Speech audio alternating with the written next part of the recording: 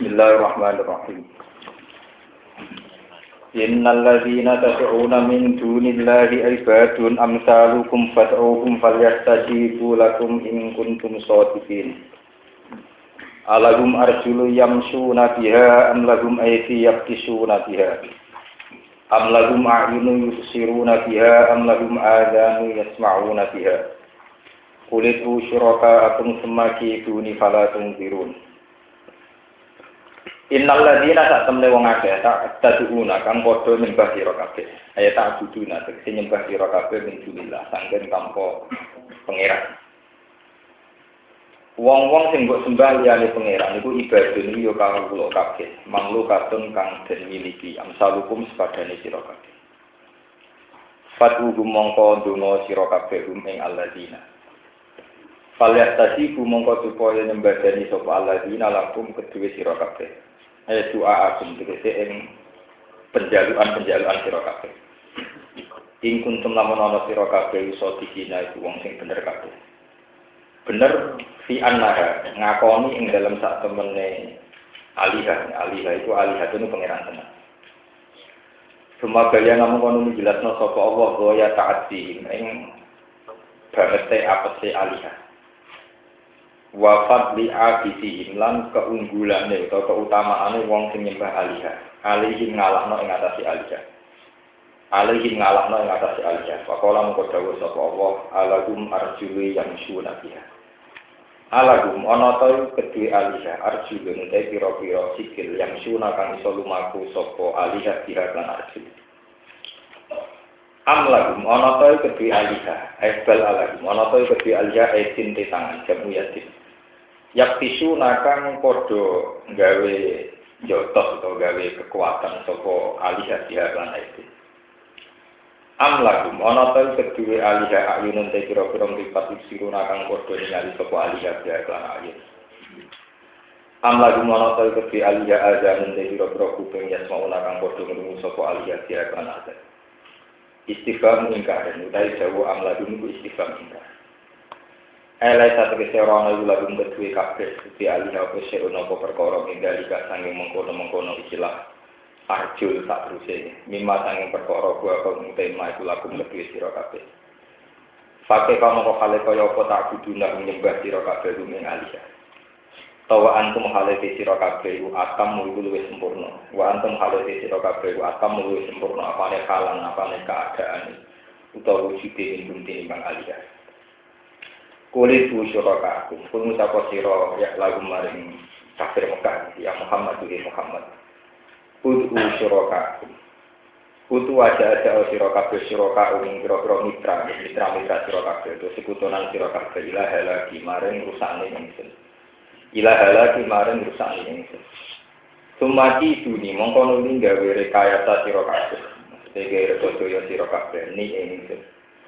Pala tuntirun mongko ora usah napa ngekeki tenggat waktu mongko aja nunggu sira kabeh ning tumhiluna tegese ngekeki tenggat waktu sira kabeh fa ini mongko sak temene ingsun iku la ubah iku ora peduli sapa ingsun dikum lan sira kabeh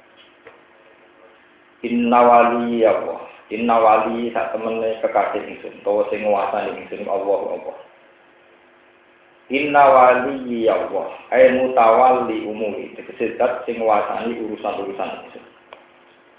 Alladzi rupane zat nazala kang nurono sapa lagi alkitab ing kitab atau panduan Al-Qur'an ing Qur'an. Wa wa alaihi wa yatawalla iku jogo sapa apa as-solihin ing pira-pira wong sing saleh. Dihibdihi kelawan penjagaane Allah.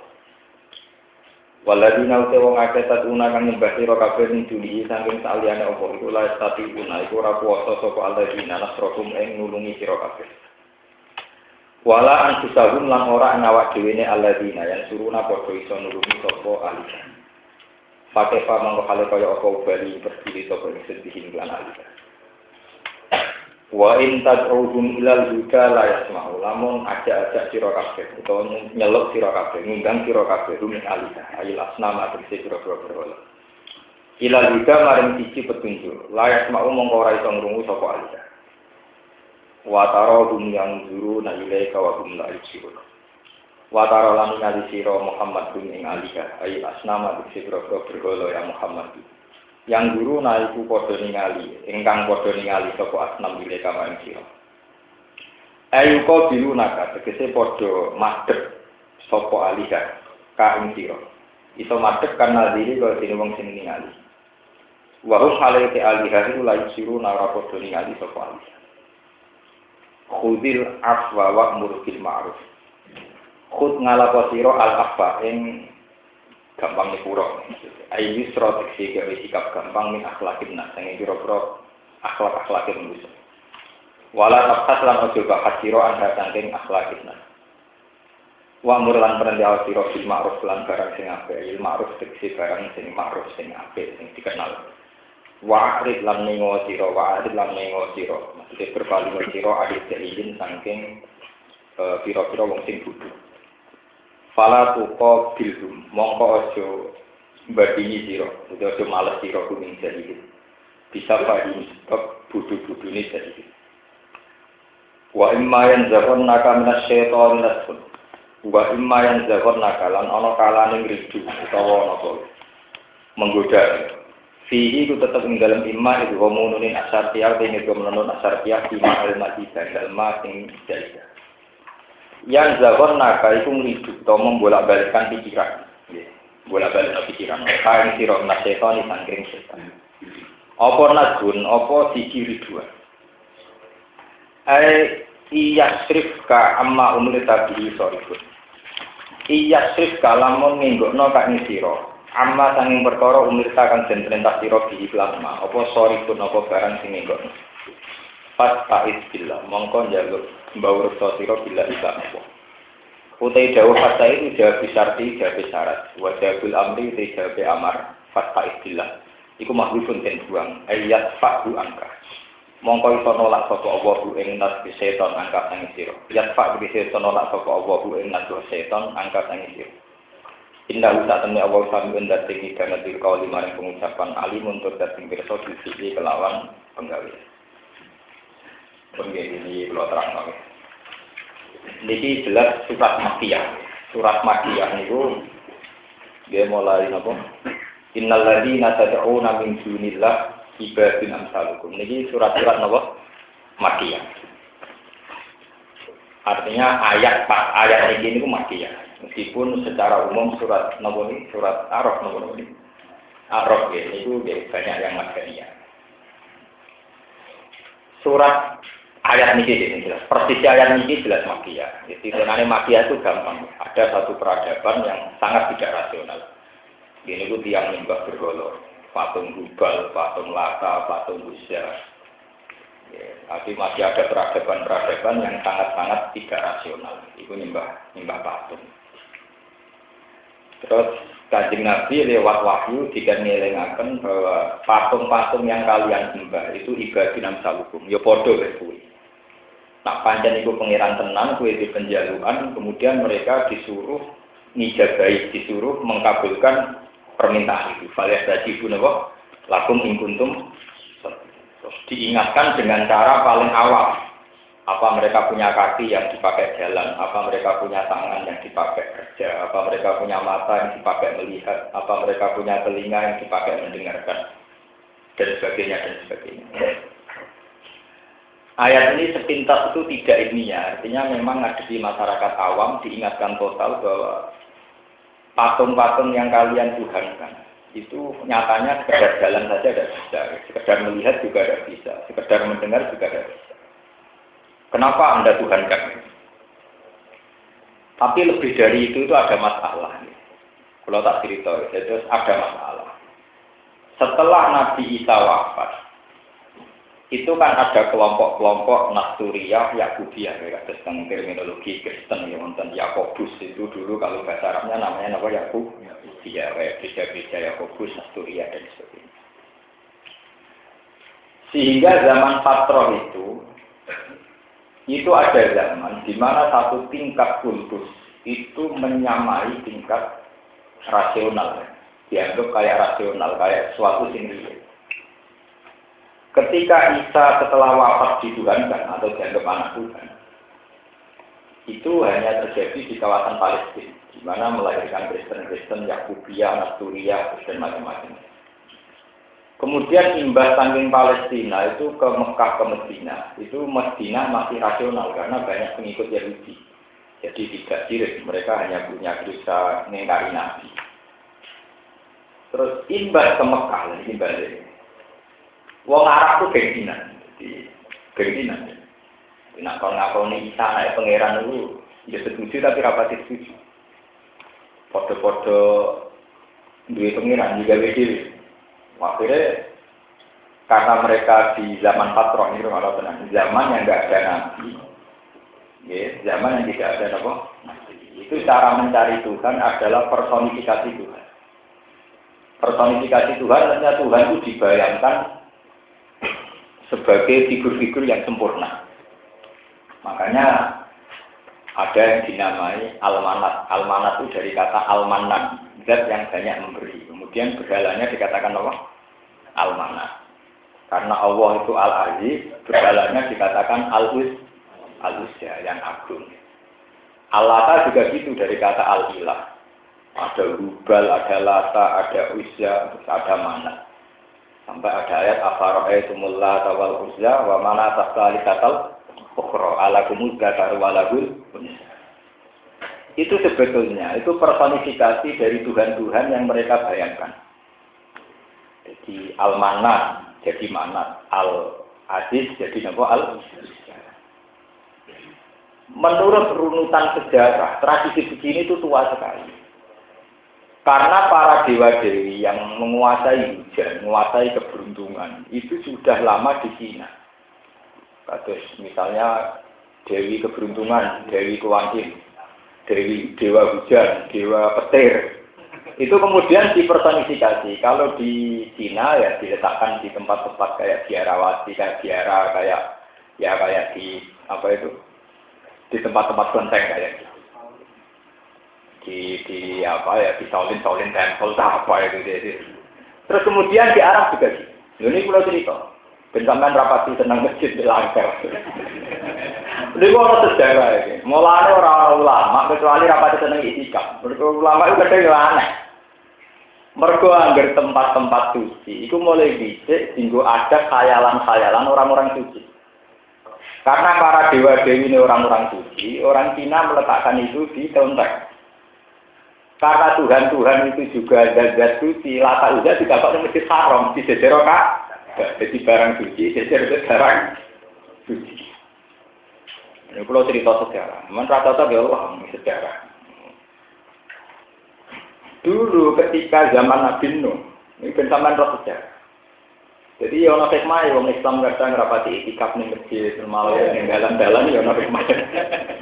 Ya ono hikmah ya lain. Dulu zaman Nabi Nuh itu ngadepi satu tradisi. Wa qalu la tadaruna waddau wala suwa'au wa la yahusa wa ya'uqa wa nasra wa qad adallu kasih. Nggih. Wadan suwa'an yahus nasr. La tadaruna waddau wala suwa'au wala yahusa wa ya'uqa itu nama figur-figur soleh.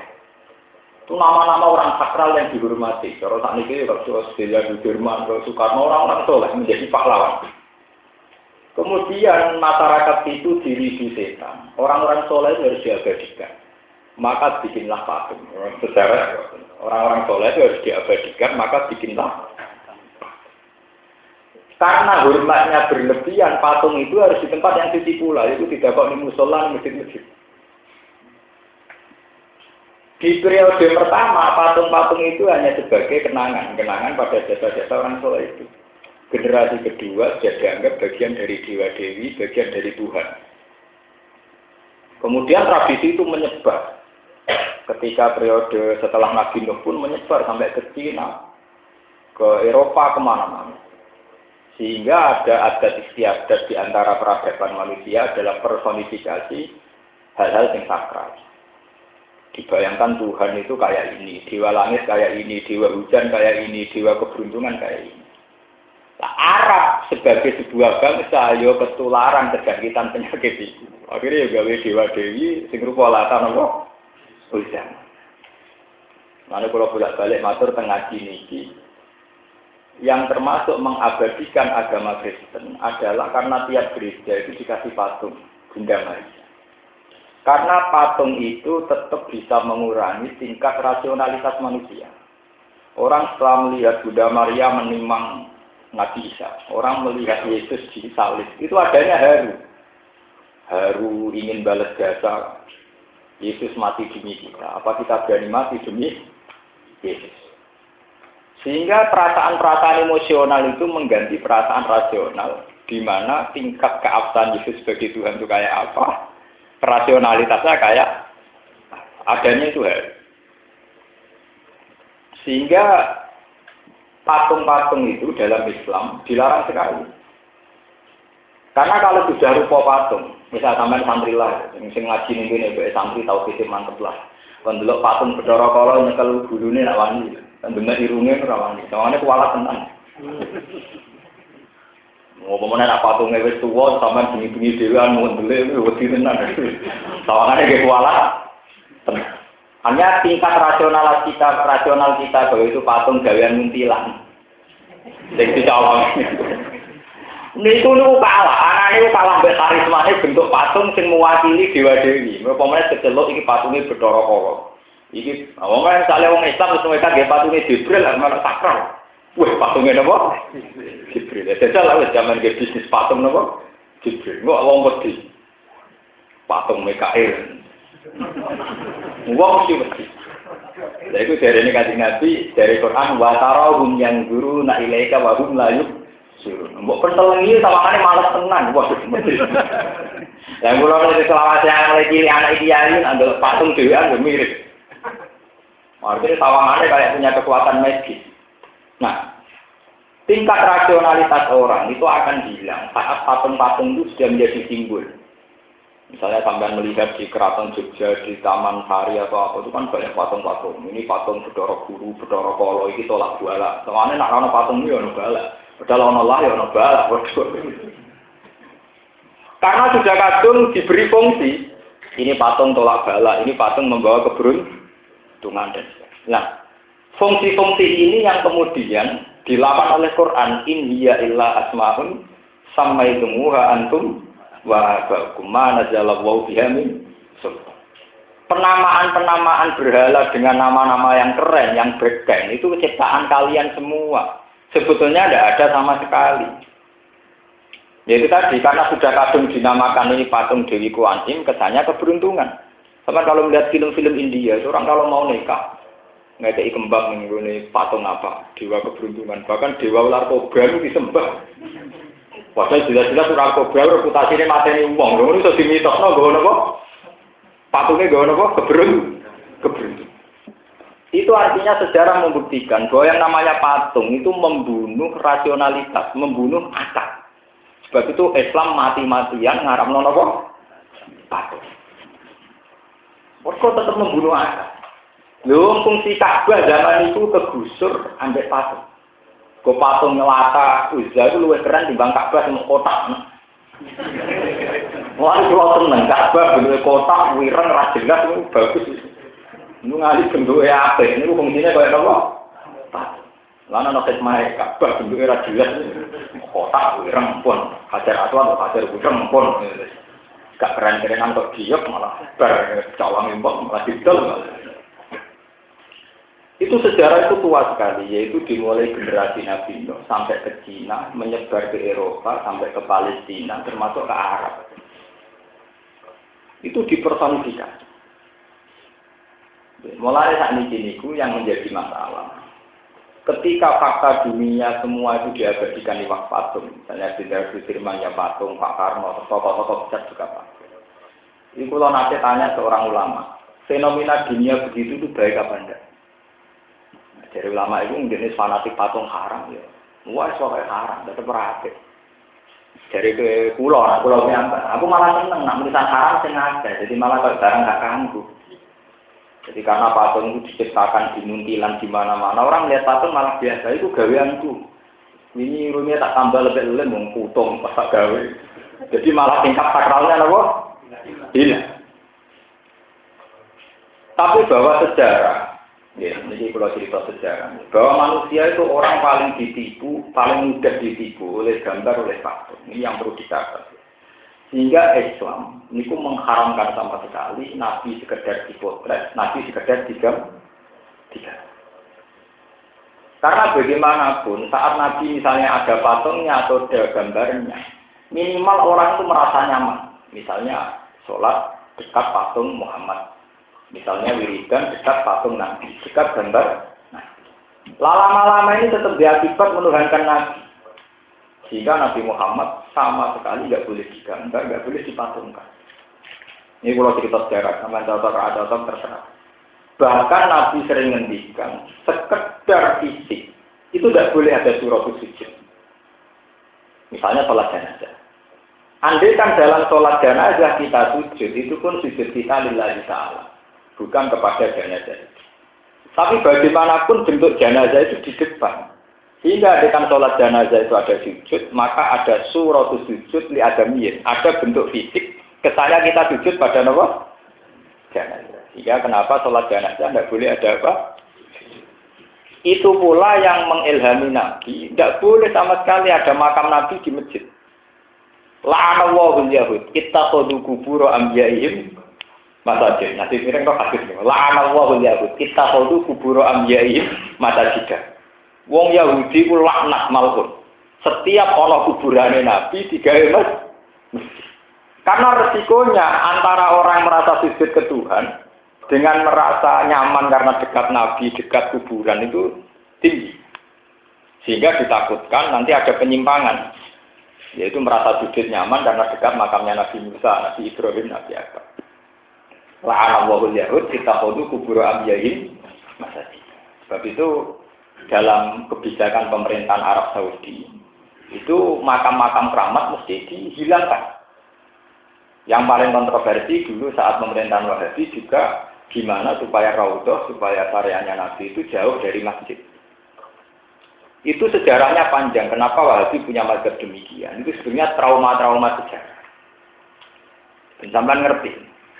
Mulane nak cara kula untuk kompromi itu oke lah kita ibadah di masjid saja atau di raudhah saja. Untuk disariane Nabi ya baca sholawat atau Quran. Karena biasanya standarnya ulama kalau bentuknya kayak doa itu tetap resiko. Itu tidak hanya Wahabi yang bermazhab demikian. Dulu Nabi juga sering ngendikan la'anallahu al-yahud ittakhadhu qubur anbiya'ihim masajid. Nah, kemudian kita benturan. Kita sebagai orang yang tahu kultural punya benturan. Di mana kita punya tradisi makam para orang yang kita hormati dekat masjid.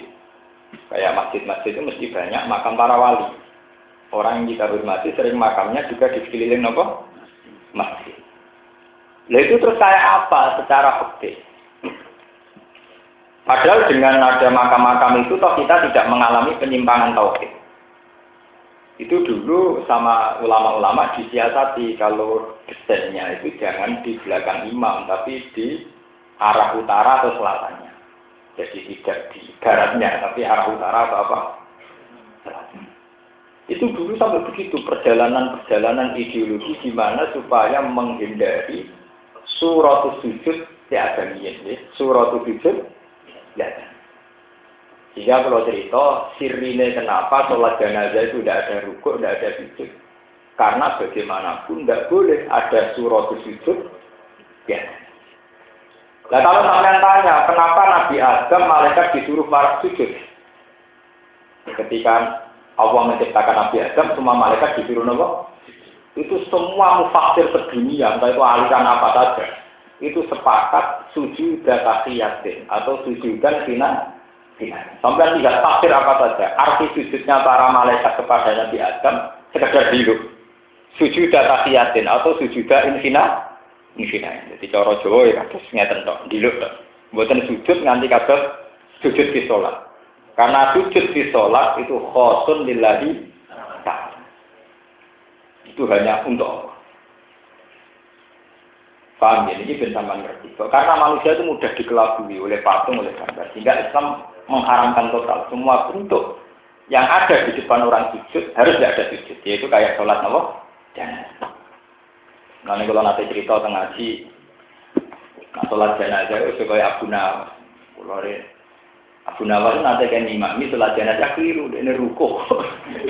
Ya itu, tak tahu. Abu Nawas sholat jenazah di ruko sujud. Wah, ini dosanya berat. Moga aku ruko rasi sepuluh. Jadi terus dia pidato, anggere aku sholat jenazah ora ruko sujud berarti dosanya ringan. Lah nggak di ruko sujud berarti dosanya berat. Ya, mereka kadang salah. Nah, baru itu senang, nggak berorong di mana Abu Nawas gak ruko sujud senang ringan. Berarti apa nih? Wah, dia nggak ngerti ruko sujud ya berat. Padahal ya perkara salah itu. Paham ya? Nah, itu sejarah-sejarah personifikasi Tuhan, personifikasi Dewa-Dewi itu panjang sekali.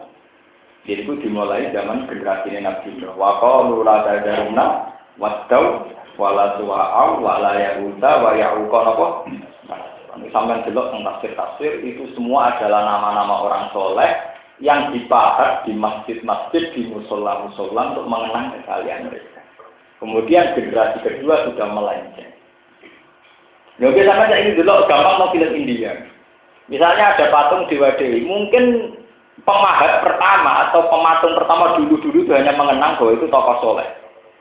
Lama-lama orang yang datang kemudian dapat kembang yang sikile. Mungkin yang mana toh. Generasi saya ini rasa sekedar dapat kembang yang sikile, diambung nopo sikile. Ngambung sikile bujune ora mesti gelem, ngambung sikile Pak. Betapa mudahnya manusia ditipu oleh patung-patung itu.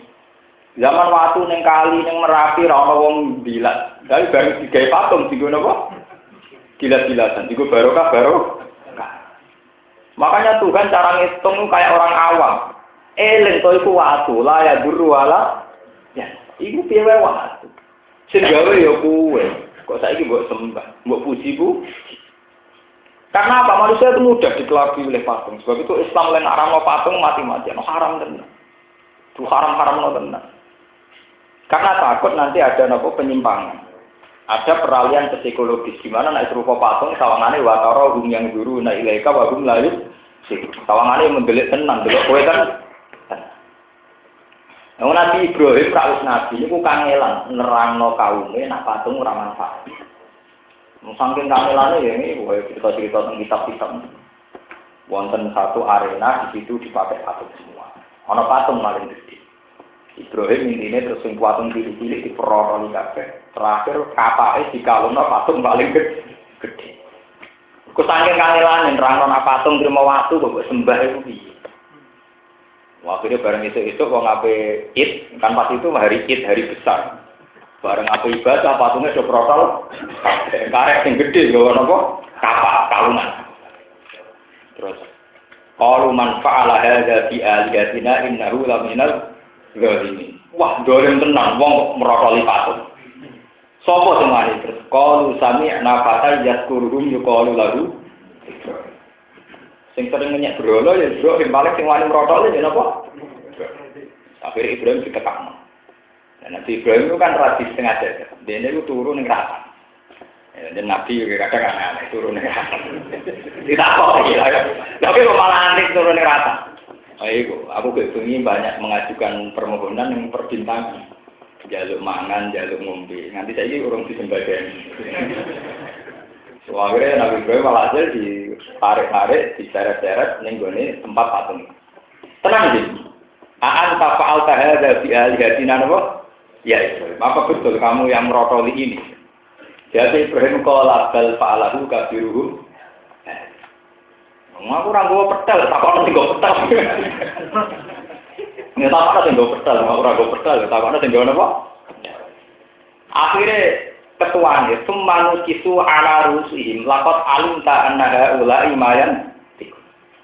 Wis kan tenang. Ngarwan patung takok iso protol itu. Ora karo patung ya ora iso. Dari ketuane. Terus mulane Ibrahim kan numpang ufil lakum wali mata buduna mintu. Lillah. Wong paling aneh ya kuwi ngerti ngono kok sembah kalian numpang. Wis ngerti nek ora iso apa-apa kok. Ufil lakum wali mata buduna mintu. Lillah. Apalah tak. Tapi sudah saya katakan tadi, karena tingkat hubungan emosional dengan patung sudah tinggi. Misalnya patung Bunda Maria apa, hubungannya sudah tinggi. Ketika dirusak, mereka emosi. Akhirnya tingkat rasionalitas itu dihilangkan, yang ada tingkat emosional.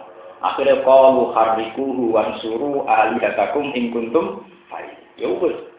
Saiki Ibrahim obong, wansuru alihatakum. Kamu harus menyelamatkan Tuhan kalian. Jadi secara psikologis dibangkitkan emosi bahwa itu Tuhan kalian. Diprotoli kowe ora bela itu piye? Pengiranan diprotoli kok kowe diam-diam ta?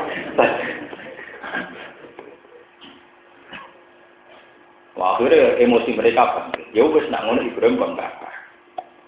Itu bukti bahwa tingkat rasionalitas manusia itu mudah dikelabui oleh bentuk-bentuk personifikasi tadi kayak patung kayak mana Islam mati-matian ngaram nono kok. Mari saat ini itu kados sofa marwah. Ini saat ini nembe geger kiai-kiai Jawa itu keberatan saat masalah sofa marwah dirubah. Nah, pemerintahan Wahabi ya nyaman aja. Wong Wahabi paling seneng. Orang barang di sakral dirubah paling hobi. Oh Islam tak dunia ngamuk Allah, ini hobi. Mereka ini mazhabnya model ngoten niku, pokoknya yang berbau-bau fisik, berbau-bau di sakralno, niku napa? Dirusak. Lan saat ini wong Islam tak dunia kira perkara masalah dirubah. Berkiai nulis naskah perkara masalah, sah ta ora hukumnya piye dan sebagainya. Wong hati tenang-tenang aja gitu. Pokoknya hobi, ini rubah-rubah barang yang kira-kira tinggal sakral-sakral. Nah, ini kalau ini guru. Guru-guru ini ya rada kurang ajar, tapi masuk akal. Oke, banyak kan? Ini ku wadinya guru-guru. Ini ku cerita. Hak tangan-tangan ini ku pemerintahan Wahabi ya terkait main. Lah sudah nih. Ya, monggo pemerintahan Wahabi NU ngono ya kapan tek gua apik. Itu bukan kuburan sakral yang waktunya bogari mulai bogake jimat. Lah misalnya pemerintahan Wahabi model NU model santri. Wah itu doba enggak ungkis wae wis doba enggak. Pemenang untuk Ka'bah. Angger apa tuh mek akeh sitok-sitok. Lah anak mek titik lah pengen tak juta wong. Ka'bah protol ka? Kabeh. Ongkis wae rebutan. Ya tangan-tangan ya bener. Ini ya remaja kurang ajar tapi bener. Ya ono hikmah. Dia tidak dukung Wahabi enggak? Ya ono hikmah. Arab dikuasai bae. Gak ngono Ka'bah entek dikuasai. Tenan. Cara ulama sing fatwa olehno menawa tiap wong kaji lho napa? Nyuwili go kebanggaan. Lha wong akeh mulai akeh Sulaiman. Akeh giyo kemuliaan ngono. Iki akeh batu Ka'bah. Makanya sampai juga itu, memang agama itu misteri itu. Mengenai kalau setuju mazhab Abu Hanifah. Abu Hanifah itu satu-satunya ulama yang menafsirkan fawal liwat kasatral masjidil. Niku mutlaku Makkah. Jadi sholat lah kalau ada mulu. Mazhab Syafi'i kan dekat, fikih Syafi'i dekat. Sholat jika dekat dengan Ka'bah maka harus menghadap Ainul Ka'bah. Kalau agak jauh maka ila jihadil Ka'bah. Kalau sangat jauh yang penting Masjid Haram. Nah, Abu Hanifah pokoknya jihad di Mekah. Jadi kiblat miring di Meksiko untuk Mesir. Abu Hanifah asal ngulon itu tidak apa. Karena itu ya itu dari kekuatan tauhid. Karena pada akhirnya Ka'bah itu hanya simbol. Yang penting kita sujud ilallah. Apa iqbal Allah. Yang penting kita madhep ke Tuhan, bukan madhep ke Ka'bah. Itu saking dulu perjalanan tauhid itu panjang. Itu ya ada hikmahnya madhep begitu. Biar itu tadi. Karena kita punya trauma sejarah tentang bentuk-bentuk fisik yang mewakili hukum-hukum samawi, hukum-hukum tak. Kita punya trauma sejarah zaman adat Cina juga ada patung, adat Kristen juga ada patung. Dan dilalah jahiliyah tengah Arab juga meletakkan patung-patung di dekat Ka'bah. Ini wonten hikmah, ada hikmahnya ketika banyak orang-orang soleh yang memandang itikaf itu ya biasa saja. Bagaimanapun masjid itu bentuk fisik. Saat kamu merasa ibadah hanya di masjid, maka kamu terjebak oleh bentuk fisik. Makanya ya ibadah wae Jumatan yang masjid ora sing omah biasa-biasa. Kulo boten pate nanti tidak begitu biasa. Kulo sering dilore tonggo-tonggo. Gus wong alim rata salat tahiyatul masjid buan bagaku sakeh. Tapi itu sejarahnya panjang. Saya ini kan ulama. Jadi saya tahu sanad-sanad. Dulu itu banyak sahabat yang merasa tidak nyaman kalau tidak sholat kecuali di masjid. Jika Nabi duka. Sampai juga Nabi latas alu buyu takum kubur. Rumah kamu sujud kudu di masjid. Oh malu lho juga ada kubur. Ini kalau biasa ngomong gitu, aku lama rasa berwarna. Ya karena hadis-hadis kayak itu harus dijelaskan dengan keangkuhan. Nabi dulu ya duka. Ketika ada sahabat setelah sholat fardu, sholat tapi sunat di masjid, sholat tapi sunat di masjid. Itu hadisnya sahabat. Nabi duka latas alu buyu takum kuburan. Jangan jadikan rumah kamu sebagai kuburan. Dan secara hukum sosial keluarga itu efeknya luar biasa. Kamu saat di masjid benar-benar sholat, iktikaf, sholat qobliyah, ba'diyah. Ketika di rumah delok TV, ambil bojo bakas duit. Bus go gorenge ijek ta ora, gekno teh anget, teh panas, gekno kopi. Anak istri kamu taunya hanya duniawi. Karena dalam memori anak kamu roe takok ning bojomu kopi, teh, makanan. Mergo bar itikaf ning masjid. Bar kuwi itikaf ning masjid. Jika rumah kayak ini cara Nabi kuburan, enggak rumah itu kuburan. Coba dibandingkan, nanti kan kamu sholat di masjid hanya fardu saja. Pulang masih menyisakan sholat ba'diyah atau qabliyah. Bu sajadahnya mana? Aku mau sholat. Pak gak mangan, tak sholat sih. Itu dalam memori anak akhirnya ada bayangan-bayangan ibadah. Tak sholat sih. Sehingga di rumah juga suasana religius, di masjid ya religius. Roro nih, rata sholat masjid rata. Wah itu parah nih, orang masjid orang rumah itu. Wah itu parah nanti. Nah ini buatan kalau buatan termasuk itu. Kalau itu buatan sholat di masjid karena mau sholat di rumah. Itu akan beda sekali. Sehingga anak-anak kita nih bapak itu kalau datang mesti sholat. Bapak kalau mau pergi juga sholat. Itu dalam memori anak-anak kita. Jika disunatkan sholat qobliyah safar, sholat ba'da safar. Itu semua ulama sepakat kesunatannya bil dalam rumah. Sebab itu dalam Quran diajarkan betul rumah itu tidak sekedar tempat kita bersenggama, hubungan intim apa itu enggak. Tapi wazkur nama rislafi buyutikunna min ayatillahi wal hikmah. Bahwa kalian harus ingat fi buyutikunna min ayatillahi wal hikmah. Bahwa rumah itu ya bagian dari ayat-ayat Tuhan. Makanya kalau kiai alim itu punya sunnah, misalnya 5 waktu ngaji itu yang separuh di pondok, yang separuh di dalam. Sehingga tidak semua suasana dalam, suasana duit, gedang goreng, teh panas, kopi hangat. Itu ngeri kalau gitu. Mentang-mentang mesti itikaf ning masjid, bermaji ning masjid. Mulai jumlah bakatane pakanan. Akhirnya roya anak bapak dan mbok bakatane pakak. Lah kok niku nak boten dikawiti kula ora salat tekan masjid ora ono takok. Jadi kudu ora ulama nekat bareng. Oh enggak. Kalau kok umum wong ora takok, akhirnya kan takok. Gusti nanti anake ora tau salat tahiyat masjid. Buan. Aku wis bersolat omah. Ibadahku tak kena nang omah. Itu dulu Nabi juga ngalami gitu. Cuma Nabi ngapian, bukan ngapian gitu saja. Tapi harus ada memang ulama yang menjelaskan kalau tidak hilang, ilmu kayak ini hilang. Kita ngiranya masjid itu tempat ibadah dan menikah kita. Makanya Nabi dulu nanti dawuh ju'ilat lanal ardu kulluha tahuran wa turbatuha tahuran. Ju'ilat lanal ardu kulluha masjidan wa turbatuha tahuran. Ju'ilat lanal ardu kulluha masjidan. Termasuk bonus saya sebagai nabi yang tidak didapatkan nabi-nabi sebelum saya adalah ju'ilat lanal ardu kulluha masjidan. Semua bumi seantero dunia itu masjid. Sehingga umat Nabi tidak masalah hidup di Eropa, di Amerika, di mana semua buminya Tuhan, semuanya sah untuk kita sujud. Sampai rawuh kalau santri khusus sujud ngenteni ini masjid itu sing gaweane ahli sunnah. Bila kurang sepuro sing wal jamaah. Waduh. Wah kira aliran sing aneh-aneh Jumatan wong dua, nak Jumatan wong liya ora. Sakulo Jumatan ning kandang sapi tak ya. Harus dilatih, umat harus dilatih bahwa tempat beribadah pada Allah itu di mana saja. Ju'ilat lanal ardu kulluha nama.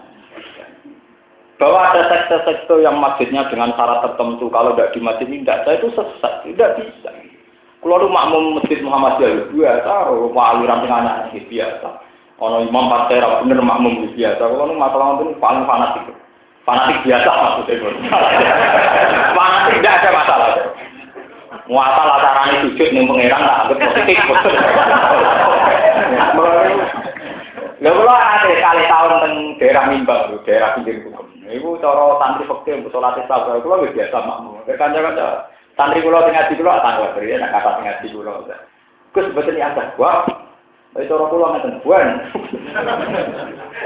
Masjid terminal Semarang luar ya, nggak Semarang sering sholat dan nak jumatan bukan ada yang matang pulau. Gue sering ditual. Gue sementara pakai asal buan rasa lah kayak ada gus gua.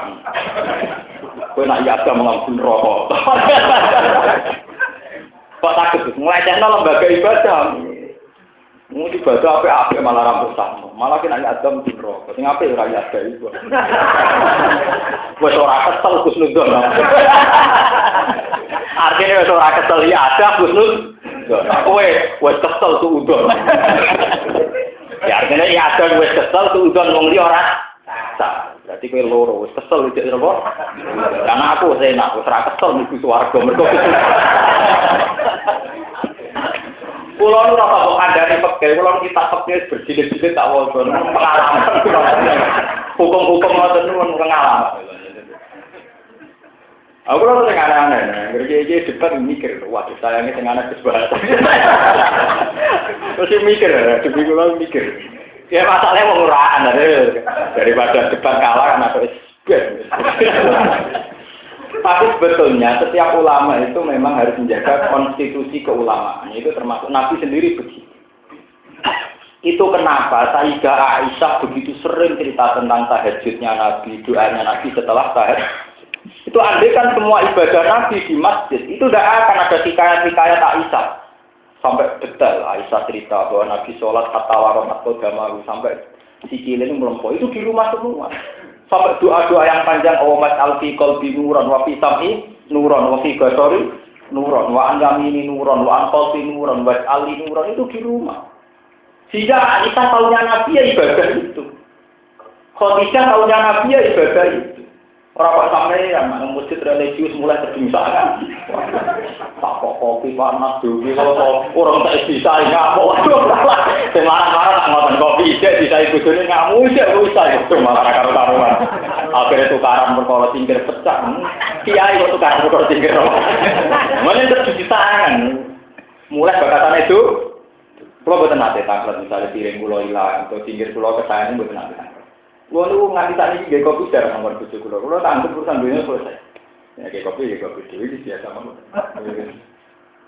Saking saya ingin melatih bahwa keluarga itu harus dilakukan di rumah. Dulu Nabi itu begitu. Mau pergi sholat, mau datang sholat, malam habis tahajud dan sholat. Jika Aisyah itu tidak bisa menuntut banyak, pada Nabi itu tidak bisa. Karena tahunya Nabi ya mau sholat, terus bakat agama, ya sudah. Nabi sang nemene bakat agama iku nganti nak poso ya karo-karo. Sesuk tak kok sah. Di syarat, boten ya Rasulullah membeda di duit tadi syarat. Ya wis tak poso. Jadi tahunya itu logika agama ya sudah kalau udah ada sarapan ya puasa. Kalau sampean boten boleh usaha. Terus kere kapitalis gitu. Harusnya kita kan dari dunia ke dunia, dari ke dunia apa? Wah.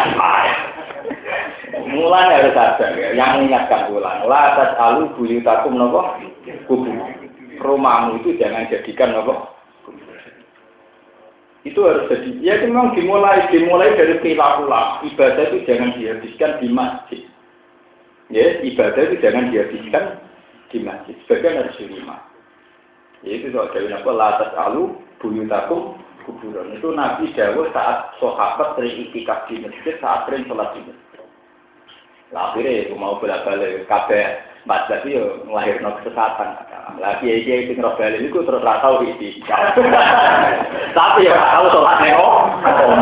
Wes nek kumpul adalah bae. Akhirnya seneng iki kap jamaah tablet. Ya itu repot amun ngoten niku.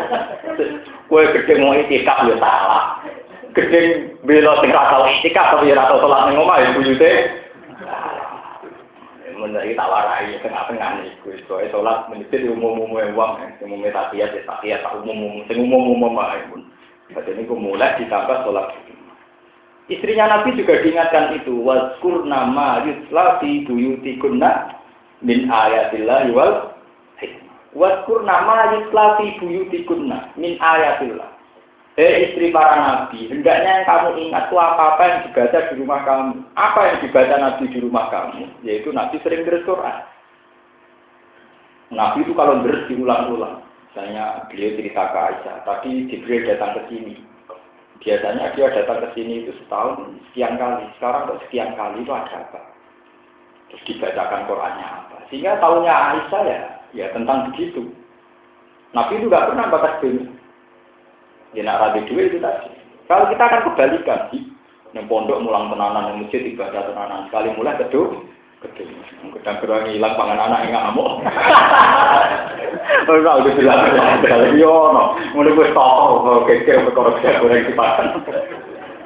Kok iya? Kalau ulama paling sering marung, perkara ini ingin menyepelekan dunia itu ingin. Karena kalau kita tidak marung, itu biasanya ngoten, wis kiai dari marung gak pantes, muruah. Barang mulai ngamuk bojo ini mesti lagi ora disediakno mangan. Lah mau mangane marung malah kayak geger bojo mergo wis war. Tapi kan gegere walian Ustaz sediakno mangan dibeli ramangan itu geger keren to. Maksudnya kan kelebihan makanan. Itu geger terhormat to. Geger ngono luwih terhormat. Lah kula wis sering gak mau bojo kula. Ustaz tanang mangan bojo bule mboten mangan. Ya gampang to nek niat ngamal gak santri selesai. Daripada geger urung mangan ngamuk bojo itu geger gak keren. Mergo geger kelaparan, geger kedungsangan itu gak keren. Padha-padha geger kelebihan itu gak masalah. Geger yo butuh keren gak keren.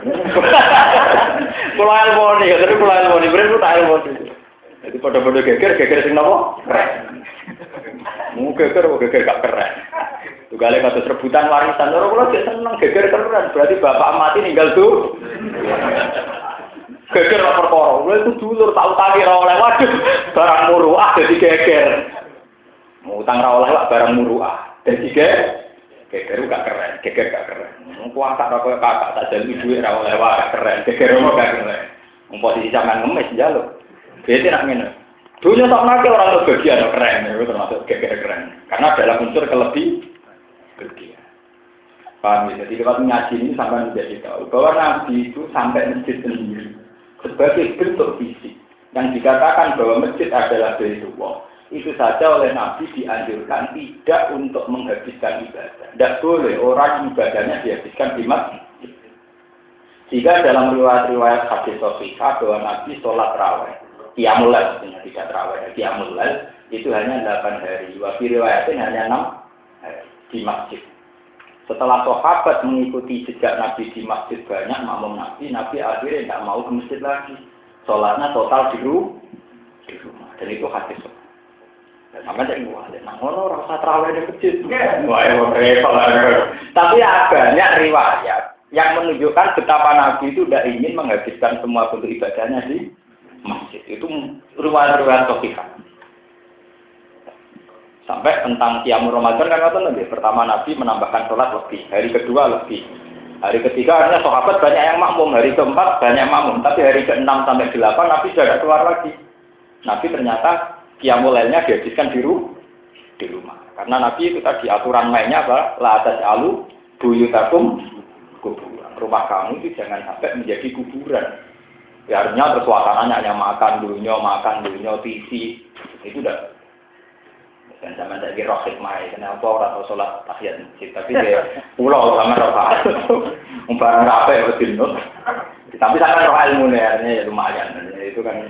Kemarin umat kita ini kalau nggak kayak sengono ini orang takut tenang, misalnya kayak pulau Mumewong ya orang takut, berhubung orang ya takut mudinya gitu, takut muadzinnya takut, Gus nyun saya beri takut, boh, nan buat nanti sholat tahiyat masjid. Sata kon gue, aku kiai, baju semua, baju sholat, gue ngamal ke suaka. Aku bar kok sawah, bar rumah sapi itu sholat tahiyat masjid. Bangunan yang ngomong rumah sapi ning masjid ra sholat. Jadi yo gentenan anak aku kiai kesel ya sholat berdua ya. Itu sebetulnya ada hanya guyonan. Jadi dulu Nabi juga ngajarkan itu, tapi ya dengan cara Nabi. Itu ada sahabat yang menghabiskan ibadahnya di masjid, kemudian ditegur Nabi napa la tajalu buyutakum napa kuburan. Rumah kamu jangan jadi apa? Ini contoh paling gampang itu tentang TPQ TPA. Itu sudah banyak keluar. Pulau Jawa ini termasuk yang berpendapat TPQ TPA itu bagus sekali ya, karena menjadikan anak-anak kecil bisa baca Quran. Yang agak lupa itu kalau dulu tradisi nenek moyang kita, leluhur kita itu setelah kita ngaji di Langgar itu masih ngaji sama ibu. Saya itu baca Quran khatam itu sama mbak saya dulu. Ketika saya baca khatam kedua itu sama ibu saya. Jadi setelah ngaji di pondok sama kangkang, saya pulang itu masih ngaji sama ibu. Itu membekas sekali. Selain membekas di keluarga suasana Qurani, juga keluarga itu membawa nur. Jadi harusnya anak-anak TPQ TPA, meskipun orang tuanya tidak bisa baca Quran, itu harus diajarkan. Setelah di rumah, harus dibaca. Sehingga rumah ini juga suasana Quran. Jangan semua bentuk ibadah dihabiskan di sekolah. Nanti itu anak itu akan setelah di rumah langsung ingat TV, sinetron, urutannya mesti begitu. Itu beda saat di sekolah ngaji. Nanti di rumah masih ada jadwal apa? Sehingga rumah itu sudah identik dengan saat melihat TV, saat menelpon. Tapi masih ada suasana apa? Televisi. Dan itu yang diinginkan Nabi. La tas'alu buyutakum apa? Nah, setelah kita sering ada suasana begitu, frekuensi bakas dunia juga minim. Frekuensi kedengsangan juga minim. Paham ya? Itu sehingga makanya ini kembali lagi, masjid meskipun tempat ibadah itu juga tidak boleh menyandera kita. Masjid bagaimanapun hanya tempat fisik di antara tempat-tempat yang sunat ibadah. Tapi khusus umatnya Nabi, nyatanya Nabi bangga ju'ilat lanal ardu kulluha masjidan wa turbatuha tahu. Dulu Nabi sholat harus di masjid. Ketika Nabi tidak sholat di mana saja sah. Fa ayyuma rajulin adrokat di sholat fasalli haitsu makan. Di mana saja kamu ketemu tempat sholat harus apa? Ya bukti bahwa kiblat Ka'bah tidak segalanya adalah sholat di mana saja boleh dengan keadaan apapun. Mulai sampai misalnya sholat, pesawat kamu sedang mengukuri Ka'bah, ya tetap boleh sholat. Makanya di fikih diterangkan, untuk musafir yang sedang dalam kendaraan, sholat khaituma tawajjahat rohilatuhu. Jadi kalau kamu dari Jakarta ke Jogja, kalau harus sholat, ya harus sholat meskipun madhep ngetan. Ya karena dari awal kiblat itu hanya bagian dari aturan syariat. Tapi hakikat menghadap kita adalah hilang. Sehingga sholat di safar, haituma tawajjahat rohil, madhep kemana saja. Bagaimana sih kalau misalnya di bis malam kita sedang nasib? Menurut fikih juga harus tetap sholat. Orang sujud itu tidak akan salah. Sehingga menurut fikih, meskipun bis itu madhep ke timur, kita tetap sholat madhep timur. Meskipun kita nasib tetap sholat, namanya sholat dihormatil waktu. Karena harus waktunya sholat, kita sholat. Meskipun dalam keadaan najis, dalam keadaan tidak sempurna. Itu bukti bahwa dari awal disyariatkannya sujud supaya ada keterkaitan manusia dengan Allah itu saja. Kemudian ada aturan syariatnya, misalnya harus nutupi aurat, harus suci, harus madhep kiblat. Itu aturan syariat. Tapi aturan syariat ini saat tidak dijumpai karena keadaan kita di pesawat atau di bus, jangan sampai terus aturan hakikat dihilangkan, yaitu tidak sholat sama. Karena tujuan sujud adalah dengan Allah itu saja. Sehingga nggak madhep Ka'bah juga harus tetap sujud. Makanya sholat di safar tidak wajib madhep kiblat. Sholat dihormati waktu juga ada harus sujud. Ayo supaya baca bulan, puasa bulan Muharram ini bulan itu nanti rois kitab Agung. Ini paling pusing nak ketemu cacat. Kecara kitab Mu'in, puasa sebulan Muharram itu sunnah. Kemuliaan Nabi Musa selamat kafir. Akhirnya kali Nabi putus, wong Yahudi we poso dino tanggal 10 Bulan. Mulane kuwi ya kok puasa. Lah Nabi dalam banyak kesempatan sering ngendikan qaulul Yahud, wong Islam itu kudu di tradisi sing beda karo Yahud. Akhirnya teng kitab Mu'in diterangno disunatno mulai tanggal 9. Kena 10 tok mirip wong. Akhirnya berang mirip dimulai tanggal. Lah wamin sama karena tanggal 9 sunate sunat arifi, sunat yang baru. Yaitu berbeda dengan Yahudi. Wah sama dengan alasan ini. Nak tanggal tono kadung raposo, kowe tok foto tanggal 10 disunat foto tanggal 10. Berbeda dengan Yahudi. Dan pakai-pakai apa tuh lho? Nak kadung raposo tabuah disunat foto tanggal 10 berbeda dengan Yahudi. Kalau kalau tak angkat, walau terus kepengen beda kok repot, kepengen beda ya uji foto ini rasa foto, mata. Oh Gus, kepengen beda kok repot, foto tanggal 10 lah kepengen beda rasa foto. Lah ngono tuh kalian misalnya nak digoten ora kumisen niku gak padha wong Yahudi, wong Yahudi kumisen gak sing. Wah, kita wis besok kalau tugas ini melarat, wah ya hebat. Besok urusan jenggot, kono wis tugas ini melarat. Wah, kono ya rusak agama banget kono. Kalau udah kenangan kakak tentang bahwa fikih itu memang bisa disoal. Lain sing ahli-ahli fikih ini kudu mikir. Fikih itu memang bisa disoal. Kalau nu wis eling tenan, teman dadi roh itu kangelan tenan. Ya pertanyaan. Kalau sudah kadung ada jamaah itu kan ada urutan. Misalnya Abdul Sufuf itu sop yang paling dekat imam. Yang paling hebat adalah an yaminil imam. Kalau menurut aturan fikih kan kalau imam sama makmum pertama kan an yaminil imam. Makmum kedua an yasaril imam. Terus kalau sudah ada yang ketiga datang, yang dua ini agak mundur, kemudian yang tiga ini jejer. Berarti an yaminil imam, an yasaril imam sama khalfal. Tapi fikih kan tetap bikin urutan, paling afdol yang an yaminil. Dari kanca kula, kalau begitu Gus, diaktualisasi saja. Jadi desain masjid jangan imamnya di tengah, nanti resikonya ada yang an yasari imam. Mesti ada yang dari kiri. Saya ini imamnya gembas loh Gus ning lor. Sehingga semua makmum an yaminil imam. Jadi imam itu masjid misalnya imamnya sudah tapak tengah. Gembasno paling lor, sehingga semua makmum an yaminil imam.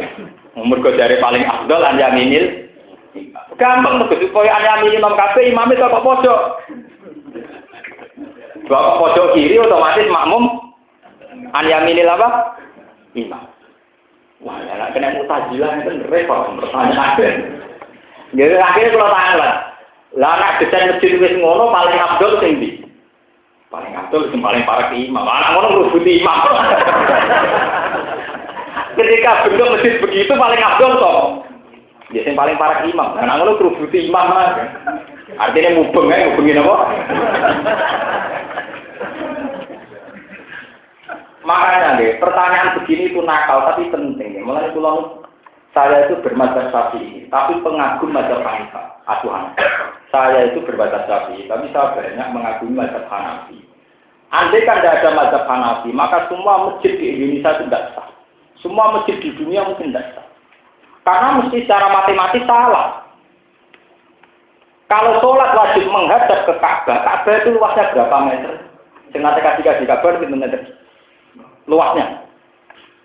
Wonten 40 meter. 10 ini luasnya itu 16 meter. Kalau sholat wajib menghadap Ka'bah yang 16 meter, harusnya desain masjid luasnya maksimal 16 meter. Padahal masjid kadang luasnya sampai 20 meter sampai 30. Bayangkan kalau dari Indonesia secara teori matematis sampai ke Mekah itu sudah beda negara. Gitu. Kalau dari sini sudah menyimpang 1 meter itu kali sekian negara kira-kira lintas nomor negara. Kalau sholat wajib menghadap Ka'bah dan Ka'bah itu 16 meter, harusnya desain luas masjid maksimal 16 meter. Karena di luar itu mesti melenceng kan? Lengge dong, misalnya masjid tambahnya 20 meter, mesti orang sing anak Ka'bah. Bodoh patung Cleopatra, bodoh Fir'aun. Lalu itu kalau kali sekian negara kan melencengnya kan? Nggih boten. Mulai pulau itu kadang dengan mazhab Syafi'i itu memang berat. Mazhab Syafi'i itu menyatakan harus ainul qiblat.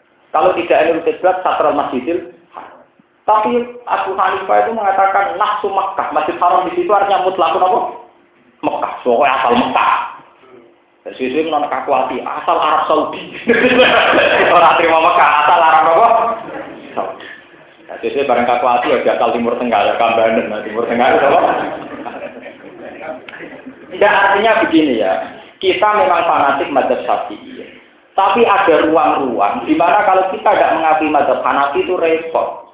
Repotnya itu tadi, Ka'bah itu sudah jelas-jelas hanya luasnya, diameternya misalnya 16 meter. Itu kalau harus madhep Ka'bah, artinya desain masjid harus maksimal 16 meter. Lah ya lucu loh, Ka'bah masjid kudu 16. Lah ini nak masjid jamak sing jamak ewonan nak kaya kereta api. Karena desainnya harus luasnya 16 apa? Itu nanti harus kayak gerbong apa? Tapi hanya ingin mempertahankan 16 apa? Meter mempertahankan Ainul Ka'bah. Mulai gue zaman gegere kiai anyarane jam dalil. Tahun pinten kula lali. Zaman anyar-anyarane Kiai Turehan menemukan teori-teori falak modern, yaitu ditopang jam dalil, jam yang menuju arah kiblat. Biasanya riyen kaji-kaji anyaran seneng nggo sajadah sing ana arah napa? Kiblat. Nah sing kaji wis kuwi biasa wae. Oh niku masjid-masjid Indonesia ra banyak yang tidak ke arah kiblat. Apalagi setelah ditemukan falak modern, ditemukan yaumar rasul napa? Kiblat, yaitu dihitung lah urut balas Mekah itu sekian, kalau pas bulan sekian pas matahari tepat di arah Ka'bah. Sehingga pas matahari tepat di atas Ka'bah itu semua bayangan mesti menuju arah apa? Ka'bah. Sehingga yaumar rasul kiblat itu ditentukan di kalender-kalender wonten yaumar rasul kiblat. Ya kisarannya sekitar setengah 4 jam. Kalau di Indonesia jam berapa rata-rata? Jam 4-an gitu, setengah malam. Itu kan bisa dihitung secara falak. Misalnya urut balas Mekah itu sekian, Indonesia sekian, kali sekian kan bisa lah. Sehingga semenjak era itu kan orang-orang memaksakan semua kiblat di masjid harus benar.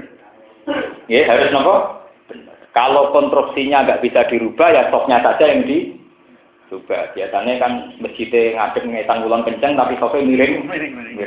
Ya, demi. Tapi secara teori matematik, mbok entekno oleh miring, anggere sak dhuwure luas 16 meter. Iku tetep ana sing ora madhep kiblat. Tetep ana sing melenceng bodho Meksiko, bodho Cleopatra, bodho Nil. Enggak kapan kuburannya Abu Jahal itu tidak bisa, mesti ada yang nabrak kemana-mana. Mulane cara kula setuju, oleh ngakali ulama itu setuju. Artinya diakali ini, ya penting niat. Mulane niat mustaqbilal kiblat ora wajib, tapi kan ngapatno. Jadi keliru-keliru lah, yang penting niatnya mustaqbilal kiblat. Jadi cara fikih ya lucu, muni mustaqbilal kiblat ora wajib, tapi penting. Maksudnya penting itu kan ora cocok-cocok wae niatnya mustaqbilal. Jadi Bu Abu Hanifah muni mutlaq Mekah, jadi enggak harus Masjid Haram. Wong Ka'bah itu wis 16 meter, Masjid Haram wis luas meneh. Abu Hanifah muni mutlaq napa? Mekah. Pulangan ini penting. Artinya ya saya sebagai orang Syafi'i tapi ngakui wacana-wacana gini penting. Anu kalau riyen sinau fikih seneng, sinau mazhab Syafi'i seneng. Gue beli mawon maksudnya dia gaya bebas mawon, tapi dibeli barokah. Ini kan aku ngaji maksudnya bisa tak sebar ilmu itu. Tapi riyen juga aslinya gitu, gue beli yang mawon. Nah mazhab kita kan ya terlupak maksudnya. Kita kurang keren, kurang. Sebenarnya saat ini barokah, artinya memang penting. Perbandingan mazhab ini penting. Karena kalau hanya fanatik Syafi'i itu ada yang nggak bisa diaplikasikan kayak tadi itu. Kalau diameter Ka'bahnya 16 meter, harusnya desain masjid kalau wajib Ainul Kiblat maksimal benar. Nah sekarang yang dibeneri hanya topnya. Topnya dibeneri kalau luasnya masih lebih tetap nanti nggak nyambung. Paham ya? Kalau sering ditambah dikit, kalau jenengan aku dikit. Aku mari kiai dalam nih, ngerong sholat aku seneng aku japulah kayak ngoten. Aku kadung kiai dalam, jadi gak fanatik hukum. Masih teke, wah nggak sholat madem mulan itu bener. Mereka bandingannya rasolat, aku tidak kan kiai kayak saya itu kan terfanatik, kan repot. Asal madem nopomu, asal aja kayak Abu Nawas mah.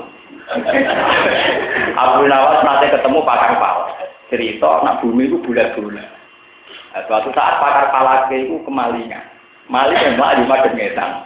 Malingnya melaju ngetan. Abu Nawas kon jali tulung aku bedakno malingnya melaju madem mulan. Abu Nawas malingnya melaju ngetan. Kamu ngejar kok madem mulan. Darimu bulat-bulat kok atas kamu. Darimu bumi bulat-bulat kok ya ketemu.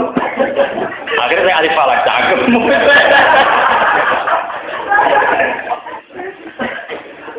Mergi teng Cina. Teng Cina niku wonten masjid tua. Teng Kingking niku kula nate ndelok teng jejak Rasul. Teng Kingking niku wonten masjid tertua di Cina. Iku kiblate iku bertolak belakang mbek Mekah. Ya hanya masjid satu itu. Jadi misalnya Mekah teng kulon kiblatnya madhepne tapi kenceng. Mulane dari pakar-pakar sejarah, jangan-jangan pendirinya gila ilmu falak. Mereka nak bumi bulat-bulat kok tok-tok. Tapi gak kayak aliran yang dibantu dulu, yang sholat madhep ngetan. Iku mergo bodoh, nak ora perkara falak. Niku wonten. Itu akhirnya dirubah oleh Rabitatul Alam Al-Islami, disarankan tidak begitu. Apapun keyakinan kita tentang ilmu falak, kalau masalah kiblat nggak boleh begitu. Itu harus rusak kabeh. Berarti sholat yang benar madhep ngulon atau madhep ngetan. Mergo nang alam itu kan gak dol. Wah, ya rusak agama Pak Surgono kenapa? Rusak. Makanya dikatakan bahwa teori bumi kurawiyun itu tidak boleh mengganggu arah kiblat. Karena menurut teori falak arah itu hanya satu bentuk. Ya, ini rumah tenang. Secara teori jihad itu hanya ngakui satu rubuk, seperempat dunia. Karena yang satu matlak itu hanya seperempat. Sehingga kalau sampai ngaji falak karena tinggal tutup dawet, tutup es dulu, ini jenenge rubuk. Sing kotak koyo napa? Sepertiga nih, seperempat. Ya. Karena menurut teori falak arah itu hanya satu seperempat. Jadi misalnya kalau sekarang siang, yang siang hanya seperempat dunia, kalau malam hanya seperempat. Enggak, kita tak mangke sini malam. Di Arab Saudi saja belum malam karena terpaut 4 jam. Kalau kita dengan Amerika terpaut 12 jam. Makanya bisa dihitung yang satu musim sama-sama malam itu paling hanya seperempat dunia. Yang satu arah, satu malam, satu waktu itu hanya seperempat. Sehingga arah juga hanya seperempat. Jadi tidak bisa masalah kiblat kamu buat satu bumi tidak bisa, harus satu arah, satu masalah. Sehingga tetap ada keharusan madhep ngulon itu harus ada. Tidak boleh kayak Abu Nawas itu tidak boleh. Maling ngetan dibedak nopo? Ngulon. Gombor akan ketemu. Iku mau ngenyak pakar palak kok. Pakar palak ku nak bojone ngalor golek ngalor kok kenapa gak golek ini? Iku tak bisa kembali tapi penting kan kembali ngelatih kecerdasan. Enggak senam otak. Buat kalau terus akan. Bismillahirrahmanirrahim. Innal ladzina taqaw idza massahum ta'ifum minas syaitani tadzakkaru fa idza hum mubsirun. Innal ladzina ta'tamna wa akeh taqaw kang wedi sapa alladzina, kang takwa sapa alladzina. Iku idza massahum, iku ing dalem nalikane gepok, nalikane menyentuh hum ing alladzina. Asoba tegese gepok atau menyentuh hum ing alladzina apa ta'ifun, apa perkara maksudnya rijuan. Taifun oleh maca Imam Suyuti dari kira taifun wa fi qira'atin taifun. Seun tegese perkara. Alam akan nglarani atau kang melintas apa sebihim kelawan alladzina taqwa.